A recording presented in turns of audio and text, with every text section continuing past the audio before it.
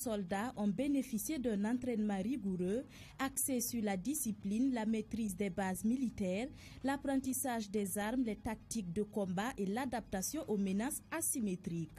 Des porteurs de projets bénéficiaires de fonds de la part du FBDS s'acquittent de leur dette. Une opération spéciale de recouvrement de créances est initiée à l'endroit des structures débitrices. Passé le délai de 2 mois, une possible action judiciaire sera enclenchée à l'encontre des impayés. Nous serons à Koudougou pour plus d'informations. Et voilà pour le sommaire. Bonsoir et bienvenue.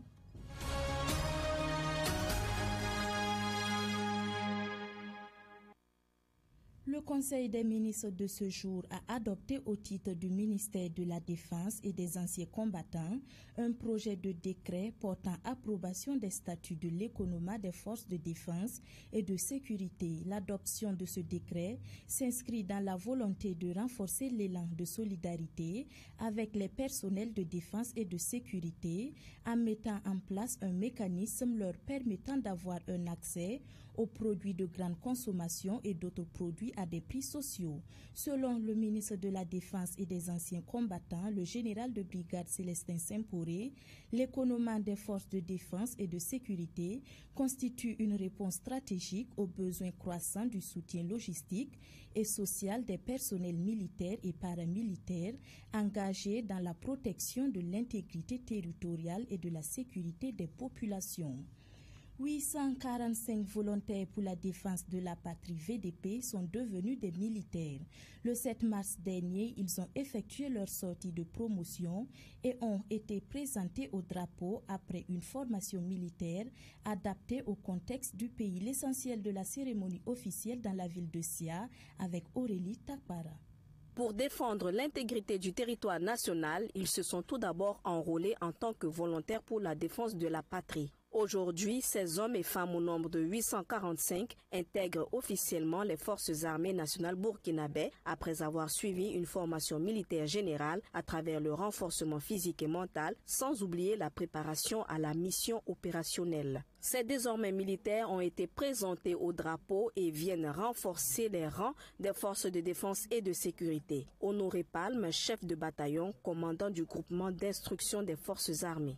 Chers frères d'armes, futurs soldats, hier, vous étiez des volontaires pour la défense de la patrie, intégrés aujourd'hui dans les forces armées nationales. Demeurez plus que jamais ferme dans votre engagement pour la patrie. N'oubliez jamais que votre future qualité de soldat exige de vous en toutes circonstances patriotisme, loyauté, discipline, disponibilité, neutralité, intégrité, esprit de sacrifice pouvant aller jusqu'au sacrifice suprême. Ces nouveaux soldats issus de la deuxième vague du contingent 2024 ont été formés par le Centre régional d'instruction de l'armée de terre.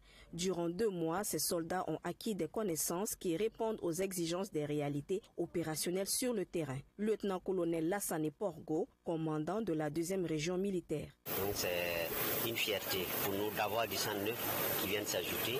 Et la spécificité est que j'étais tous et toutes des VDP, personnels féminins comme garçons. Donc ils ont touché le terrain avant de venir dans les écoles et on a renforcé pour les faire répartir sur le terrain pour la reconquête et l'occupation totale de ces territoires. Désormais aguerris, ces 845 soldats vont rejoindre les unités opérationnelles déployées sur le terrain. Notons que cette sortie de promotion et de présentation au drapeau de la deuxième vague du contingent 2024 de l'armée de terre est intervenue le 7 mars dernier dans les chefs-lieux de régions militaires et ils sont au total plus de 4000 soldats à avoir rejoint l'armée de terre. À compter de la reprise des cours au 3e trimestre de l'année scolaire 2024-2025, les apprenants filles et garçons des structures éducatives seront soumis à une coiffure uniforme. Cette décision a été prise lundi à travers un décret conjoint des ministères en charge de l'enseignement de base et secondaire. Une équipe de Watt FM a fait un tour au collège municipal de Tanlarguin dans la commune de Saba pour prendre l'avis des acteurs du monde éducatif sur cette décision. Pour le personnel administratif et le corps enseignant, l'arrêté vient conforter leur position pour le développement de la vie scolaire et est à saluer. Alexis Belnaba.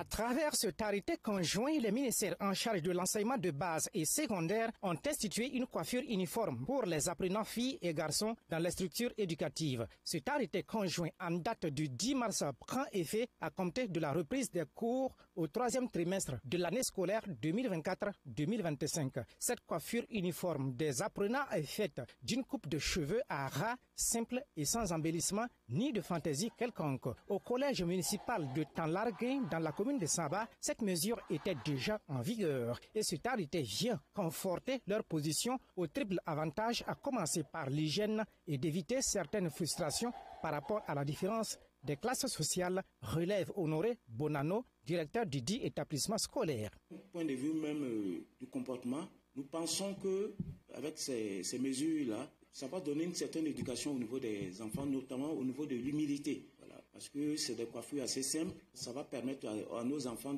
déjà dès le bas âge, voilà, d'apprendre la simplicité et l'humilité au sein de nos établissements. La simplicité et l'humilité, des valeurs promues au sein des établissements scolaires burkinabés. Ces valeurs devraient être aussi promues dans les familles. Nonobstant les différentes sensibilisations, certains cas sont rencontrés. Il y a ces cas qu'on rencontre où d'autres viennent toujours avec des mèches pour les filles et des garçons avec des coiffures qui ne sont pas conformes. Je pense que si ils peuvent faire ça à la maison, c'est que le parent même ne veille pas à ce qu'il respecte le règlement intérieur même. Voilà, donc ces cas-là, vraiment, on les rencontre. Veiller au respect de l'application des règlements intérieurs, ce qui pourrait contribuer efficacement à changer le paradigme. Justine Compaoré, attachée d'éducation, par ailleurs membre de l'Union nationale pour le rayonnement de la vie scolaire, elle charge les parents d'élèves qui font que certains comportements ne produisent pas les effets escomptés. Souvent, tu vois que l'enfant même quitte la maison, il vient avec une coiffure bizarre.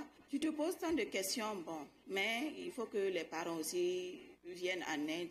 Je ne dirais pas que ça pourrait manquer de suivi parce qu'il y a les éducateurs qui sont là, il y a les enseignants, en tout cas on fait des efforts. Même si le règlement intérieur permet de recadrer les élèves au collège municipal de Tanlarguin, déjà corps enseignants et élèves manifestent leur fierté par rapport à cette décision gouvernementale. C'est une très bonne chose parce que ça permet de ne pas faire des différences en classe et en matière aussi d'hygiène.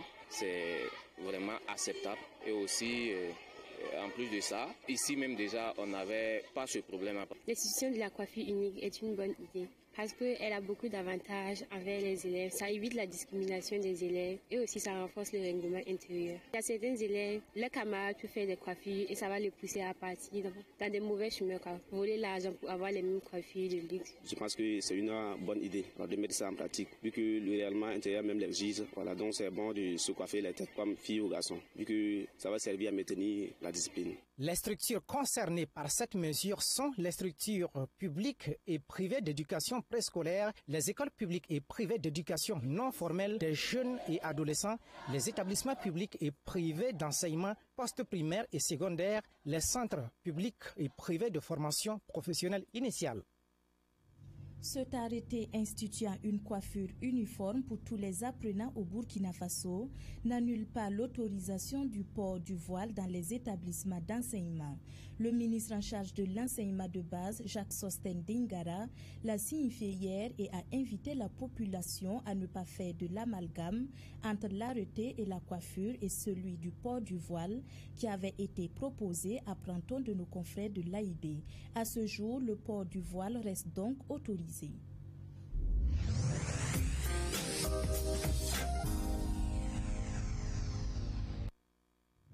Ce matin, des employés de transport confort voyageurs TCV ont manifesté pacifiquement à Kamsonguin.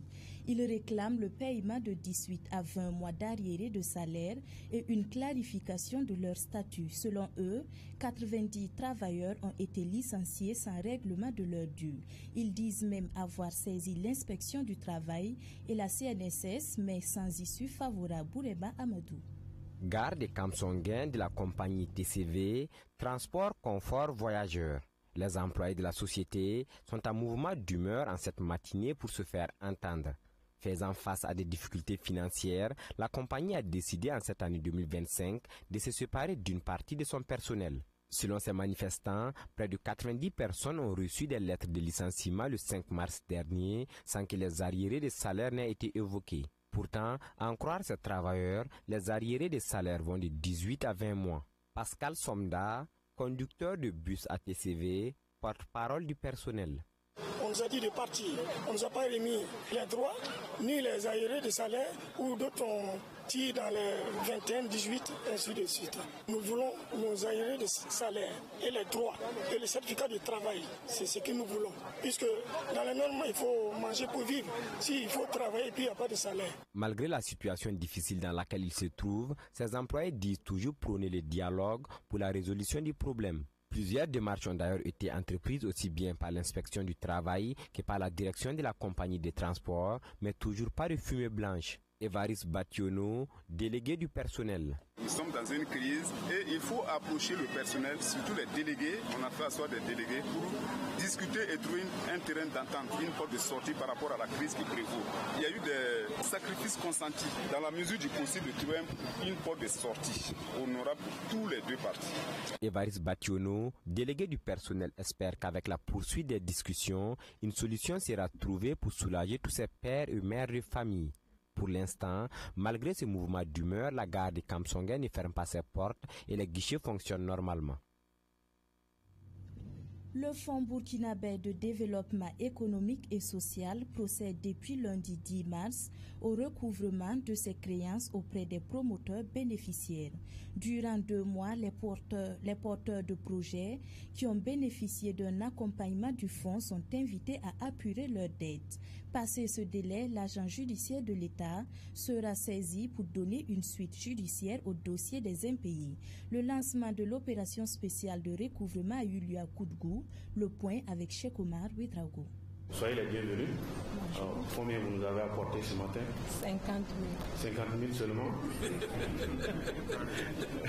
Devant le guichetier, un promoteur bénéficiaire de financement procède au remboursement de sa dette.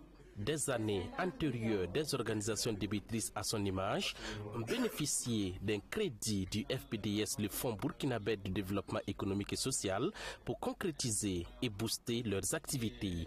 Mais pour des raisons quelconques, le remboursement de l'entièreté du fonds se fait toujours attendre, déplore le directeur général du FBDS, Amadé Nour Gwenda. Si certains promoteurs sont arrivés à respecter totalement les engagements pris, force est de constater que plusieurs des bénéficiaires peinent à tenir les engagements. Nous exhortons les bénéficiaires des appuis du FBDS à faire preuve de patriotisme en se mettant à jour de leurs engagements et surtout en donnant la chance à d'autres Burkinabés, leurs sœurs, leurs frères, de bénéficier de l'accompagnement du FBDS pour la réalisation de leurs projets. 2 mois sont donc donnés à ceux qui doivent au fonds de régulariser leur état financier. Cela à l'occasion d'une campagne spéciale de recouvrement qui se tient du 10 mars au 9 mai 2025 sur tout le territoire national.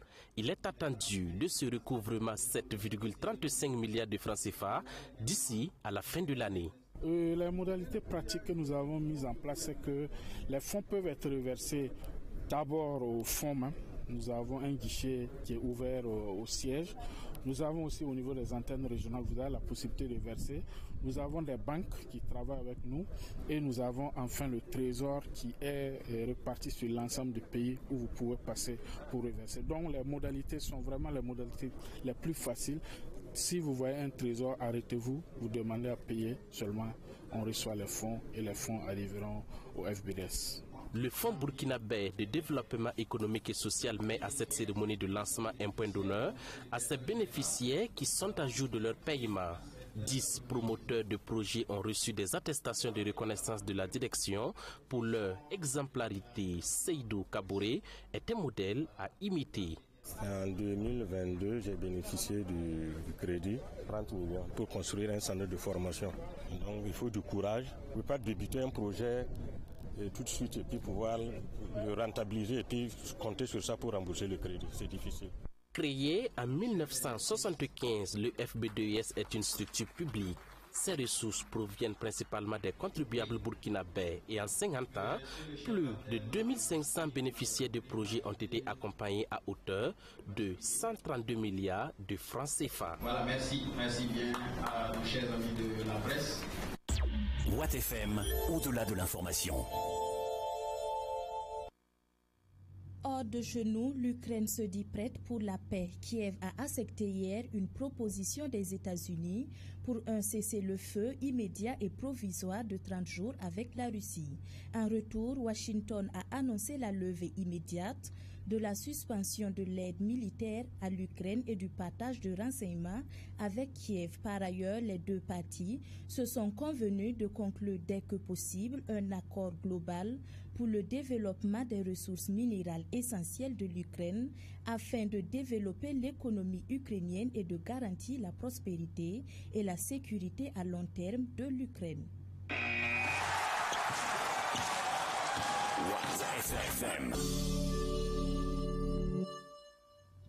Le Sud-Africain Patrice Motsepe a été réélu aujourd'hui président de la Confédération africaine de football CAF. Cette réélection a eu lieu à la faveur de la 14e Assemblée générale extraordinaire de l'instance footballistique au Caire en Égypte. À noter également que Samuel Eto'o, président de la Fédération camerounaise de football, a fait son entrée dans le comité exécutif de la CAF. Yacine Sawadgou. Patrice Motsepe, réélu président de la Confédération africaine de football. L'avocat et homme d'affaires sud-africain à la tête de l'instance africaine de football depuis mars 2021 pour un premier mandat a été reconduit ce 12 mars 2025. Seul candidat en lice, c'est par acclamation qu'il a été reconduit pour un second mandat par les 54 fédérations membres de la Confédération africaine de football. Né le 28 janvier 1962, Patrice Motsepe est propriétaire de l'entreprise africaine Rainbow Mineral. Il est aussi le président du club Mamelodi Sundowns qui participera à la Coupe du monde des clubs de la FIFA aux États-Unis en juin. Motsepe s'engage pendant ce second mandat à la recherche de financements privés pour la construction de nouveaux stades. La réélection a eu lieu à la faveur de la 14e Assemblée générale extraordinaire de l'instance footballistique au Caire en Égypte. Également à cette élection, le président de la Fédération camerounaise de football, Samuel Eto'o, a fait son entrée à la CAF. Il a été élu membre du comité exécutif. Rappelons que l'ordre du jour de cette Assemblée générale extraordinaire comprend essentiellement l'élection de certains membres du comité exécutif de la Confédération africaine de football et des 6 représentants de l'Afrique au sein du Conseil de la FIFA.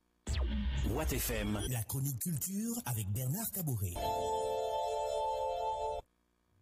On boucle ce journal avec la chronique culture. Sujet du jour, la problématique de nos langues nationales, un élément identitaire malheureusement perdu par de bon nombre de personnes, voire des familles qu'il faut pourtant garder jalousement. Bernard Kabouri.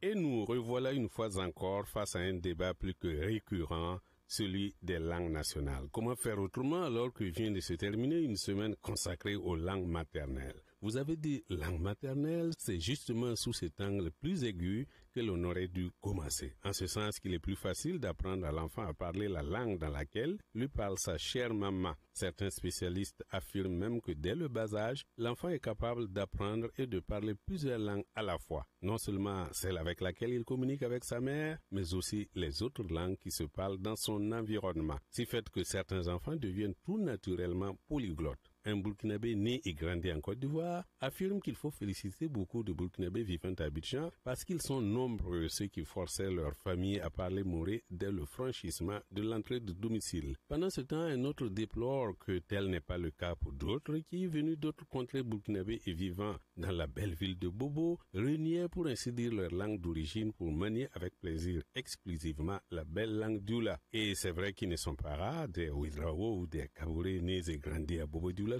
et qui peuvent à peine prononcer une bonne phrase en moré. Ce n'est pas tout, je l'ai déjà déploré, le problème se complexifie chaque jour qui passe dans la mesure où la jeune génération de parents ne voit pas les choses de la même façon. À peine leur enfant a-t-il arrêté de téter maman que le voilà maniant avec dextérité la langue de Molière en attendant de s'initier à l'anglais, alors qu'il ne sait que dalle de la langue de papa ou de celle de maman, même quand les deux parents sont de la même ethnie, une situation qui, curieusement, fait l'objet de la fierté des jeunes parents qui sont convaincus que c'est là une preuve d'émancipation. Des parents qui, à mon avis, devraient plutôt s'inquiéter. Que deviendront leurs enfants à l'avenir, nés et grandis à Ouaga ou à Bobo, et qui ne parlent et ne comprennent que le français? On comprend la légitime aspiration de ces jeunes parents de rêver une autre vie pour leurs rejetons, une vie qui devrait se tourner vers ce grand village qui est devenu cette planète. Mais comment leur faire comprendre que parler la langue maternelle ne saurait être un frein à l'ouverture de ces jeunes esprits sur le monde? Donc, il est souhaitable qu'à l'école, de vigoureuses initiatives démarrent enfin avec pour objectif d'amener les jeunes élèves à aimer et à pratiquer leur langue maternelle. Il y a longtemps que tout le monde a compris que le colon, en diabolisant nos langues nationales, voulait s'assurer de nous contrôler totalement. Donc, combien de temps encore nous faudra-t-il attendre avant de chercher et de trouver les voies et moyens pour réhabiliter nos chères langues? C'est la faute du blanc est un disque depuis longtemps rayé. Il nous faut à présent nous assumer afin de ne pas condamner les générations à venir à se trouver dans la situation de la chauve-souris. La chauve-souris, mi-oiseau, mi-mammifère, la chauve-souris n'est acceptée nulle part et ne se sent pas bien ni d'un côté ni de l'autre. Il faut le répéter, les exemples des Chinois et des Japonais sont là, qui nous interpellent, eux qui n'ont pas eu besoin de se détourner de leur langue nationale pour se trouver au niveau actuel de développement. Donc, toute une semaine à célébrer les langues maternelles, quelle belle initiative! Ce que l'actualité culturelle vient confirmer de façon spectaculaire avec le succès de Katanga, le film de Dani Kouyaté et Talon d'or de la Biennale du cinéma africain. C'est la fin de ce journal. Mathias Ouedraogo a assuré la mise en onde. Merci à vous de choisir Watt FM pour vous informer.